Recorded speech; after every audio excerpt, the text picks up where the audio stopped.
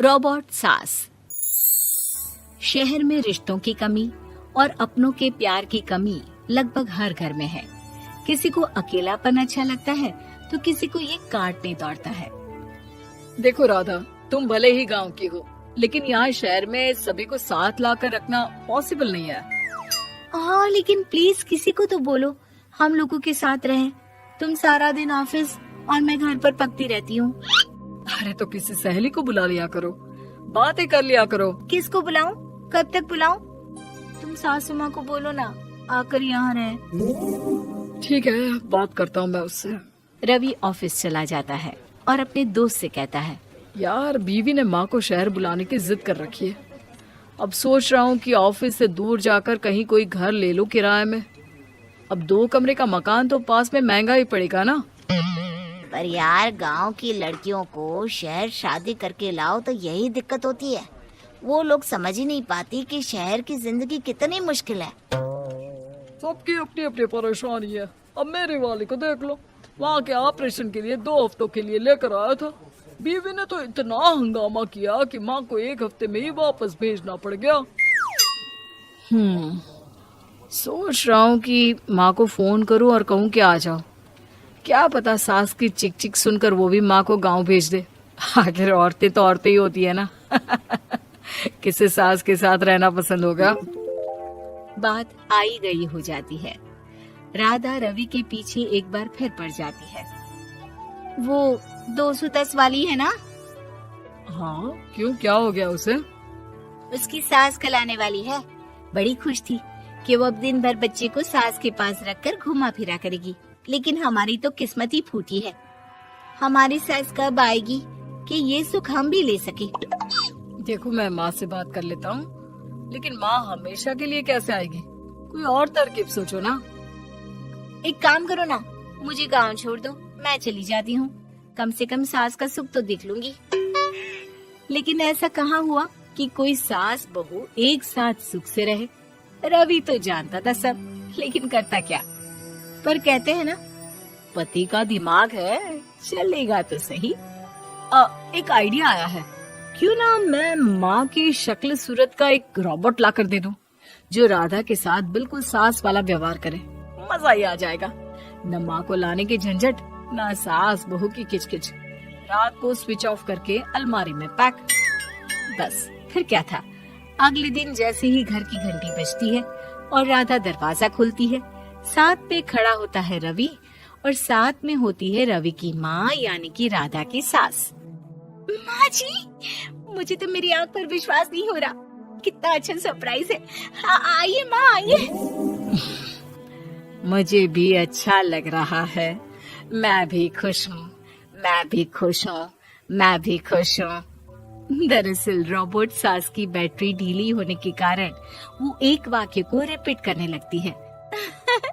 माँ जी इतनी खुश है कि बार बार दोहराए जा रही हैं कि खुश है, खुश है। मैं अभी पानी लाती हूँ।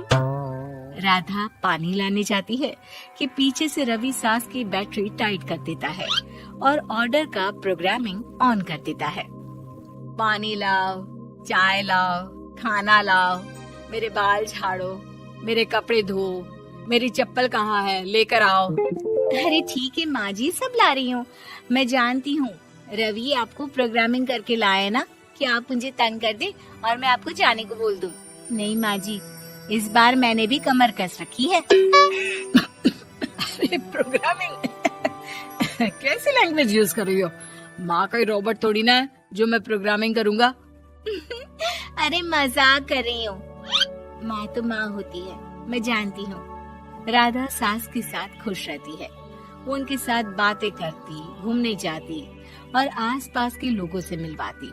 लेकिन एक दिन, अरे कभी तुम लोगों को लड़के नहीं देखा। इतनी तो तू मैं माँ बेटी में भी हो जाती है, लेकिन तेरी सास तो बिल्कुल ताना नहीं देती। हाँ ये तो है, ताना तो नहीं देती लेकिन ऑर्डर बड़े बड़े देती हैं। अरे ना मानना, 2-4 ऑर्डर अपने आप ठीक हो जाएंगी। तभी देखेगा असली रंग। कौन सा तेरे बुलाने पर आई है, बेटे के बोलने पर आई होगी बुढ़िया। बात तो सही है, लेकिन यार कोई बात नहीं ना, सास लड़ाई करे भी तो कोई परेशानी नहीं है। कितना ख्याल भी तो रखती है।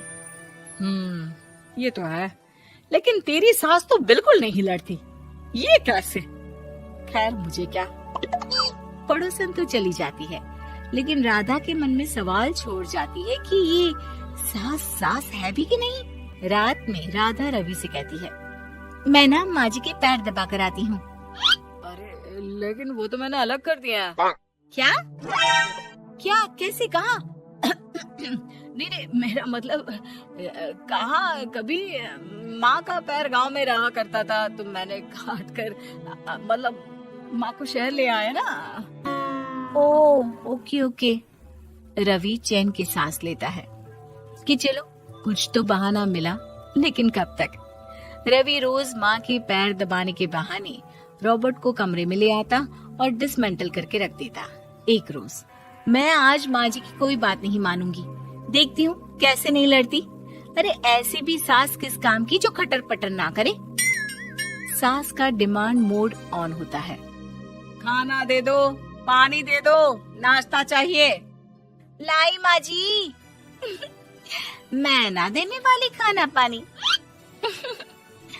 लेकिन समय बीतता जाता है, दोपहर और फिर शाम और फिर रात। बहू सास को कुछ नहीं देती, लेकिन रॉबर्ट सास कुछ नहीं कहती। रात को जब रवि घर आता है, राधा रो रही होती है। अरे क्या हो गया? तुम्हारी माँ ने मुझसे लड़ाई की, खूब खरी खोटी सुनाई। मैंने तो आज सुबह से खाना भी नहीं खाया है। रवि समझ जाता है कि राधा झूठ बोल रही है, क्योंकि खरी खोटी वाली प्रोग्रामिंग तो उसने की ही नहीं थी। मैं माँ से बात करता हूँ, तुम परेशान मत हो। रवि रॉबर्ट माँ को लेकर कमरे में चला जाता है। वो उसे डिसमेंटल करके रख ही रहा होता है कि राधा, चलकर देखती हूँ माँ जी कहीं रवि को मेरे खिलाफ भड़का तो नहीं रही है। वो जैसे ही कमरे के अंदर जाती है, डर जाती है। सास के पुर्जे पुर्जे अलग थे। रवि, ये क्या है? ये माँ रॉबर्ट थी, तुमने ऐसा क्यों किया रवि? कुछ नहीं राधा, मैंने जितना अपने दोस्तों से सुना था कि शादी के बाद वैसे तो सब ठीक रहता है, लेकिन जब माँ और बीवी लड़ते हैं तो पति का बुरा हाल कर देते हैं। और मैं ना सुकून से रहना चाहता था, बस इसलिए।